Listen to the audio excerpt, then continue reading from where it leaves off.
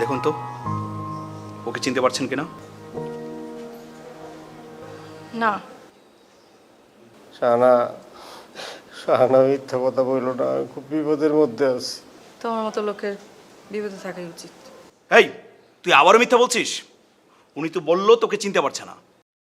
জি না স্যার, আমি মিথ্যে বলি না স্যার, ওই মিথ্যে বলতেছে। ভুল।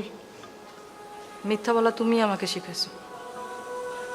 আমার সাথে মিথ্যা কথা বলে আরেকজনের সাথে সংসার করতে, আর বলতে যে অভিনয় করি। আচ্ছা, বুঝতে পেরেছি। তার মানে আপনারা দুইজন আসলে হাজব্যান্ড ওয়াইফ। আরে ও তো সংসার করতো না, অভিনয় করতো। না না স্যার, আমি নিজের হাতে ধরেছি।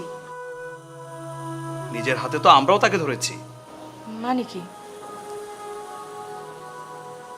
ও সত্যি সত্যি আরেকটা বিয়ে করেনি? না।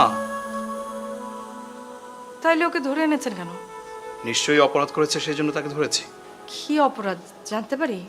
দেখেন, ও দীর্ঘদিন ধরে মানে নকল স্বামী, মামা, চাচা এইসব সেজে মানুষের সাথে প্রতারণা করে আসছে। আর আপনারা তো আমি সব বলছি স্যার।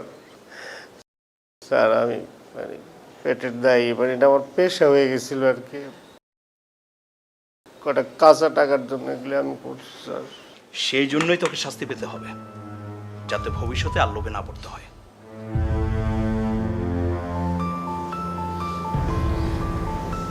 তোমার এই অভিনয়ের পুরো বিষয়টা আমার আগে বললে কি হতো? আসলে আমার ভয় আছিল যে তুমি যদি শুই না আমার ছেড়ে চলে যাও। আর এখন কি হইলো? আমি আসলে বুঝতে পারি নাই এত ভয়াবহ অবস্থা হইব।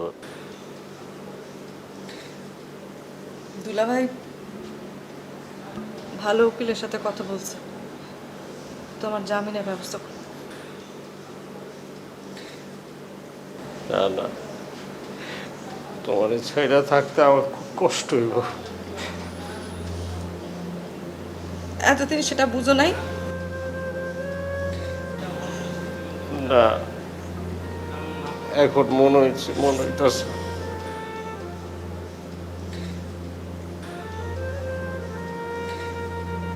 না না, একটা সত্যি কথা বলি, আমি সারা জীবন হাজার চেষ্টা করেও আমার নিজের কখনো তোমার কাছে নির্দোষ প্রমাণ করতে পারতাম না,